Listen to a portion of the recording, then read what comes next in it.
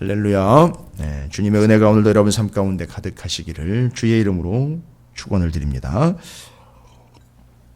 자, 시인 다윗은 시편 26편에 이전에 있어서 25편이라든지 24, 23 우리가 먼저 살펴본 시편들을 보면 참 험한 길이지만 제대로 된 길에 들어와 있습니다. 이것을 이제 본 궤도에 올라왔다라는 표현을 제가 드렸는데 본 궤도에 올라와 있습니다.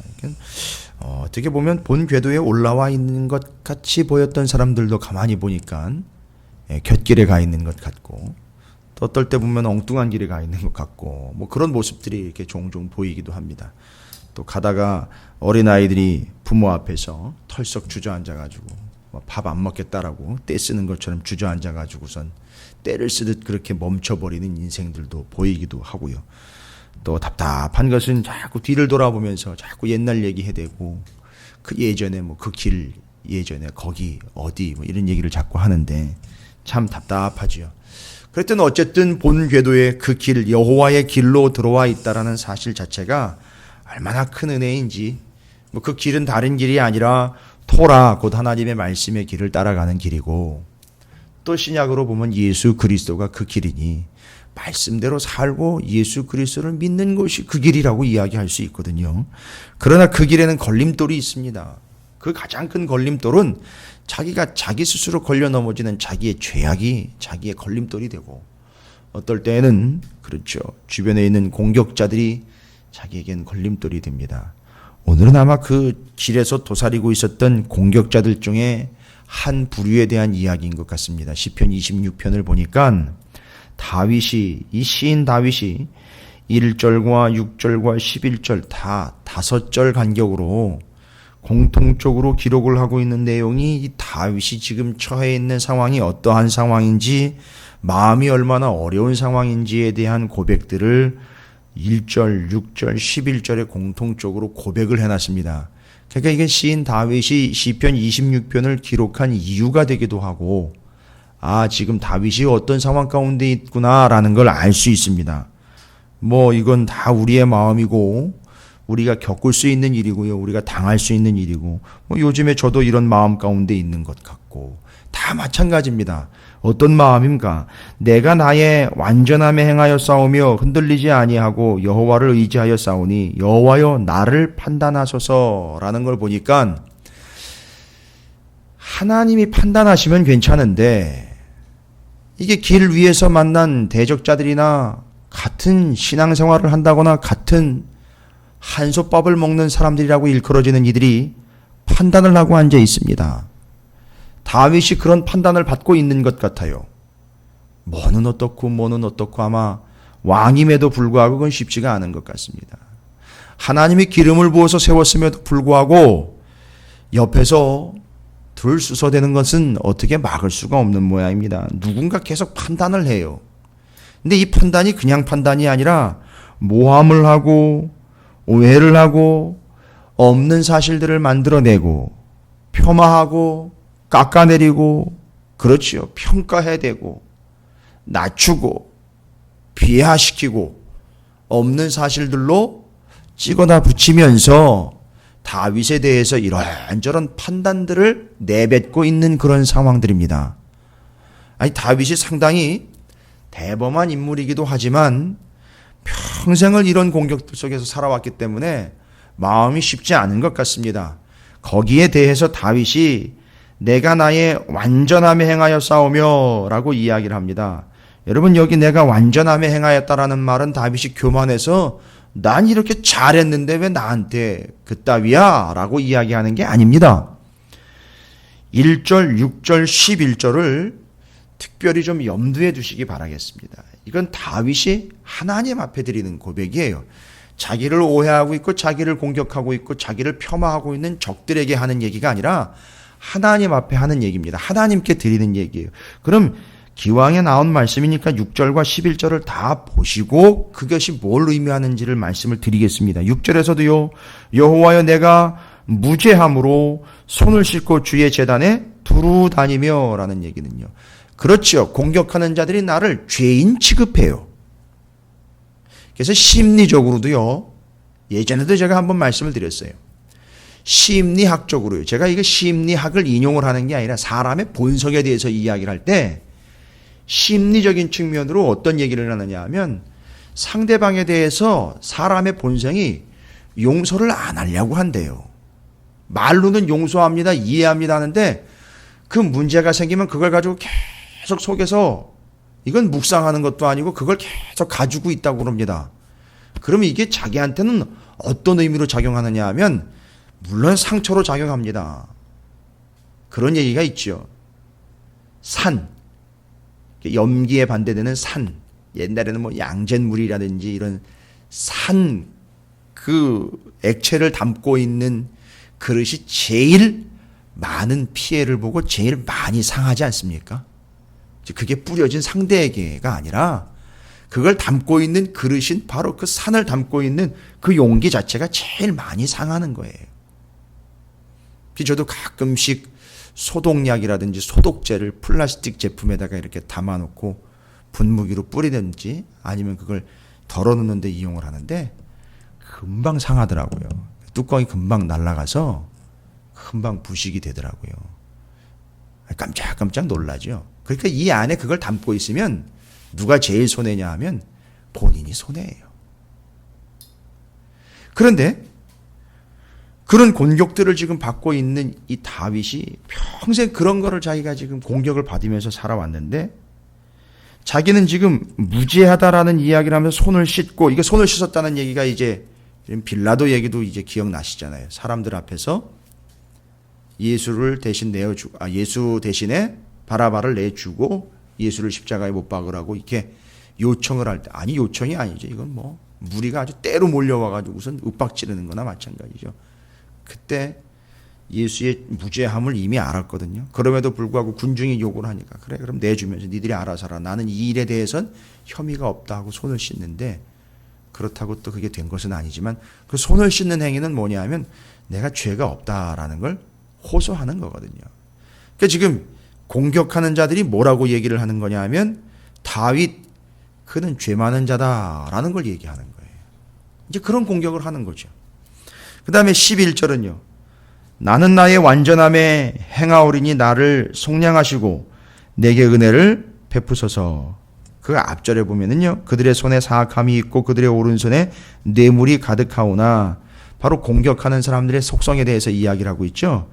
그러니까 다윗이 바로 그 뒤에 있어 11절에 나는 그렇지 않습니다 하는데, 말하자면 뭐죠? 공격하는 자들이 다윗 그놈도 똑같은 놈이다. 그렇게 해서 뇌물도 받아먹고 하는 짓들도 다 똑같은 것이다 라고 공격을 하는 거예요.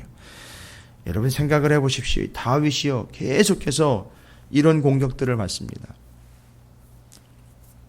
유다 지파만의 왕이 되어서 한 지파만의 왕으로 그냥 등극해서 7년 6개월 살아가다가 이제 어떤 경우들과 하나님의 간섭하심으로 인해서 11지파가요 아브넬에 의해서 다 끌고 내려와서 12지파의 전체적인 왕이 되지 않습니까?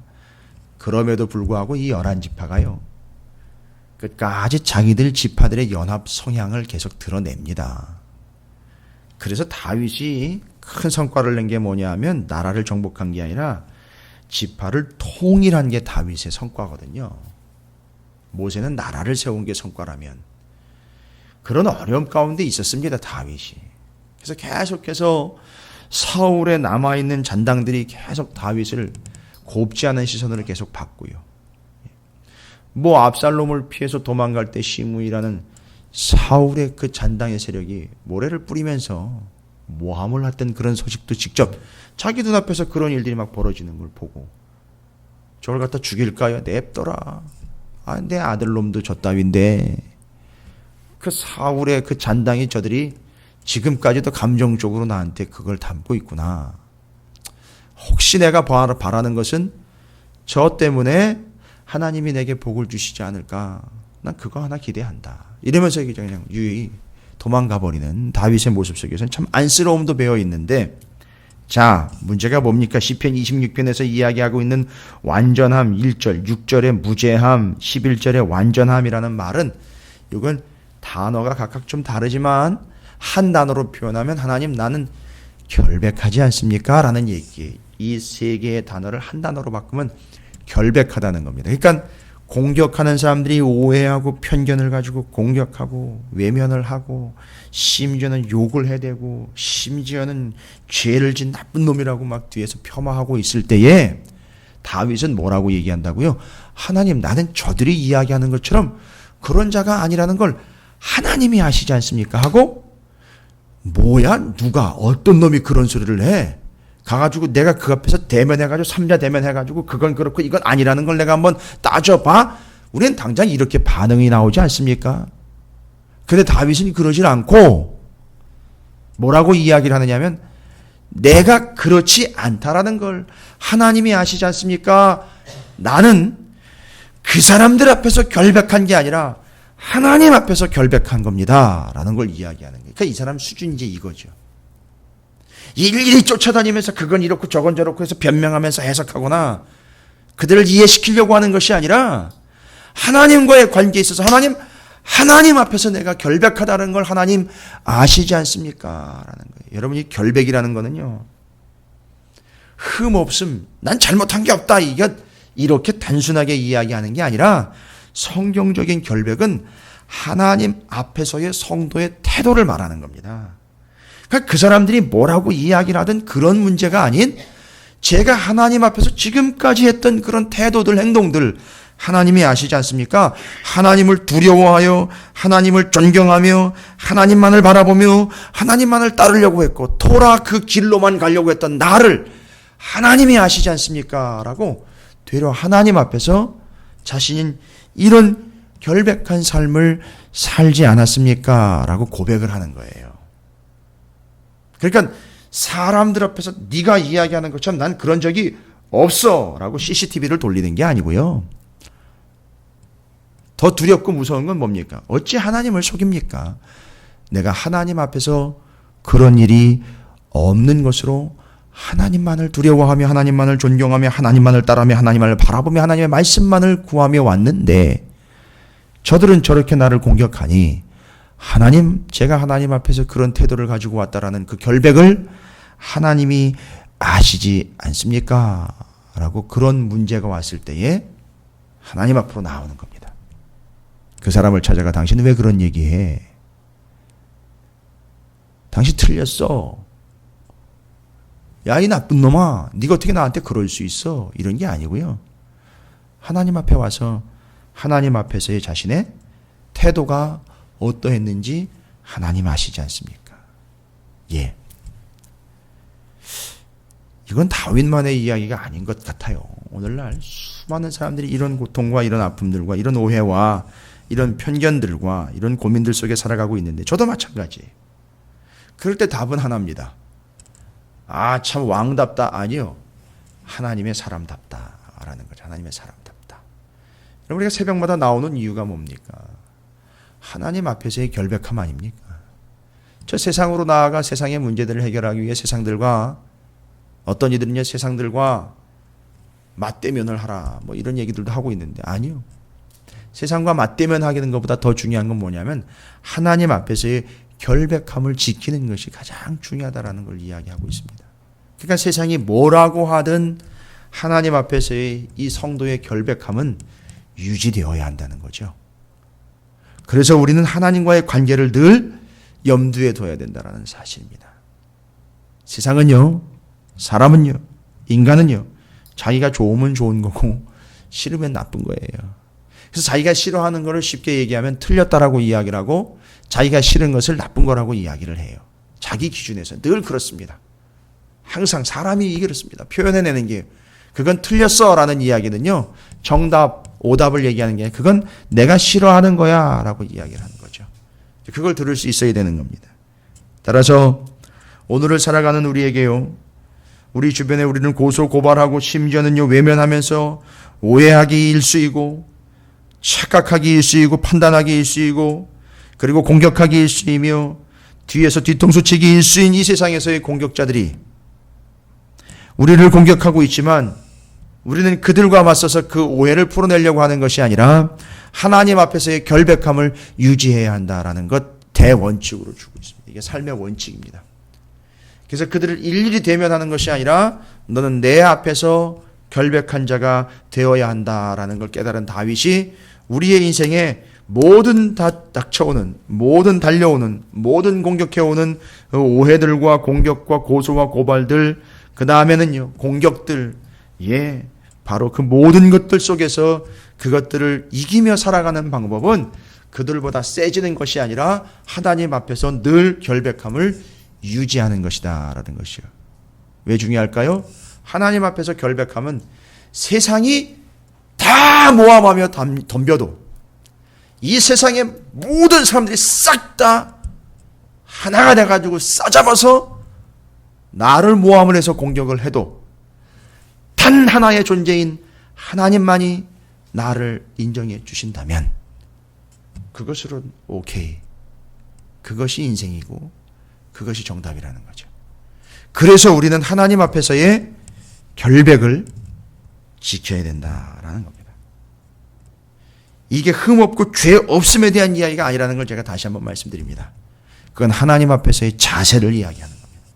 그렇다면요, 우리가 추구해야 될 세상이 어떻게 요동치고 세상이 어떻게 나를 조롱하며 외면하며 오해하며 비판하며 공격하며 심지어는 죽이려고 덤비는 이 세상 속에서 하나님 앞에서의 결백한 삶이란 어떤 삶을 이야기하는 걸까요? 요거 유지하시면 됩니다. 다윗이 우리에게 이야기해주고 있는 그 험악한 세상 속에서 길 위에서 공격자들의 공격을 하나님 앞에서의 결백한 삶으로 지켜내라고 이야기합니다. 4가지로 오늘 말씀에서는 다윗이 기록을 해주고 있습니다. 상당히 중요한 겁니다. 인생의 처세술이 아니라 이건 신앙입니다. 이건 믿음이에요. 하나님 앞에서의 결백한 삶입니다. 우리 주변의 어떤 공격도 우리는 넉넉하게 이겨낼 수 있습니다. 아니, 외면할 수 있습니다. 결백한 삶을 통해서 우리는 그것에 중점을 둬야 됩니다. 결백한 삶이란요, 하나님 앞에서의 삶입니다. 어떤 삶일까요? 첫 번째로 흔들림 없이 주님을 의뢰하는 것을 결백하다고 합니다. 깨끗하고 흠 없는 것 자체로만 자꾸 결백이랬는데 이건 결벽증과 오해해서는 안 됩니다. 결백이라는 것은 하나님 앞에서의 결백은요, 흔들림 없이 주님을 의지하는 거예요. 그들이 그런 공격을 하고 그런 소리를 하고 그런 외면을 해도 흔들림 없이 주님만 의지하는 것, 그게 성도의 결백한 삶의 제1순위입니다. 1절이죠. 흔들림 없이 주님만을 의지하는 것, 그게 신앙적 결백입니다. 두 번째 결백한 삶은 어떤 삶일까요? 3절에 나와 있습니다. 주님의 진실을 따라 걷는 것이죠. 주님 앞에서 진짜 그게 사실이라면요, 그게 옳은 것이라면요, 세상은 틀렸다라고 이야기라도 하나님의 진실이라고 이야기하신 것, 말씀이 그렇게 얘기하면 그렇게 가는 겁니다. 주님의 진실을 따라 행하는 것, 주님의 진실을 따라 걷는 것이죠. 내가 주의 진리 중에 행하여 라고 나와 있습니다. 이건 뭐예요? 말씀대로 했다는 거예요. 말씀대로 했다는 거예요. 세상이 이야기하는 것 좌우되면서 그걸 듣고 간 게 아니라 말씀대로 했다는 겁니다. 4절부터 5절까지는 뭐라고 이야기하고 있죠? 허망한 사람과 같이 앉지 아니하여 싸우며 라고 해서 4절 5절을 보니까요, 하나님 앞에서의 결백한 삶은요, 악인들과의 결합을 절대 허용하지 않는 겁니다. 악인들과의 결합을 피하는 걸 이야기하는, 그게 하나님 앞에서의 결백입니다. 나머지 마지막으로 하나님 앞에서의 결백은요, 4번째로 8절에 나와 있습니다. 주님의 집을 사랑하는 겁니다. 이게 여호와여, 내가 주께서 계신 집과 주의 영광이 머무는 것을 사랑하오니, 이건 성전을 사랑했다는 얘기거든요. 이 사람이 툭 하면 성전 들어갔습니다. 왕이요, 왕궁에 있는 시간보다 성전에 있는 시간이 더 많았다면 어떨까요? 하나님이 계시는 곳, 그 성전을 더 사랑했다라는 겁니다. 그리고 12절에 보시면 내 발이 평탄한 데에 섰사오니, 이건 아무 일 없이 일이 무사태평이라는 얘기가 아니라 여기 평탄한 데라는 게 바로 성전 뜰을 얘기하는 겁니다. 이 사람은 늘 성전 뜰에서 하나님과 함께 그 성전에서 하나님만을 대면하며 하나님을 사랑했다. 그 주님의 집을 사랑했다라는 겁니다. 그 다윗의 장막 그것을 사랑했고요. 성전 뜰을 사랑했고요. 하나님 계시는 그곳을 사랑했습니다. 요즘으로 이야기하면은요, 굳이 이야기하자면 주님이 머무는 곳, 교회, 기도의 자리, 예배의 자리, 그곳을 사모하며 늘 거기에 있었다라는 겁니다. 이게 결백입니다. 이게 성도의 결백입니다. 여러분, 우리는 살아가다 보면 그런 공격 다 받습니다. 그런 와중에 있는 분들도 있고요. 또 그런 상황 가운데 처해 있는 이들도 계실 겁니다. 그러나 일일이 대응하지 마시고 여러분의 결백을 지켜내시길 바랍니다. 하나님 앞에서의 결백, 네 가지 흔들림 없이 주님을 의지, 주의 진리인 말씀을 따라 진실을 따라 걷게 되는 것, 악인들과의 결합을 절대 허락하지 않는 그 결합을 피하는 것, 주님의 집을, 주님 계시는 곳을 늘 사랑하는 것, 이것이 성도의 결백이니 이 결백을 유지하시는 오늘 한 날의 삶이 되시기를 주님의 이름으로 축복합니다.